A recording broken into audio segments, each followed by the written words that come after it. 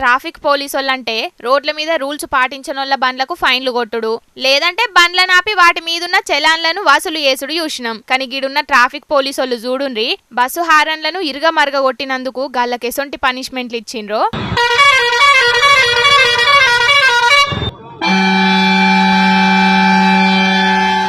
చూసిండ్రు కదా, బస్సులున్న డ్రైవర్లను కిందికి దింపి మారి బస్సు ముంగట హారన్ వచ్చే కాడ ఊసోబెట్టిండ్రు.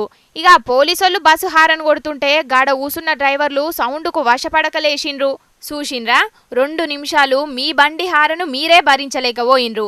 మరి మీకు అవసరం ఉన్నా లేకున్నా కుయ్యి కుయ్యమని హారన్ కొడితే రోడ్ల మీద పోయే జనాలకు ఎంత షిరాకత్తది అని గట్టిగా అరుచుకునే వరకు డ్రైవర్ల ముఖాలు మాడిపోయినాయి పోన్రి. కర్ణాటకలో జరిగింది ఇది. అవు మరి పెద్ద పెద్ద బండ్ల హారన్లు ఎంత సప్పుడత్తయుల్లా హార్ట్ పేషెంట్లుగా సప్పుడింటే కథమేగా.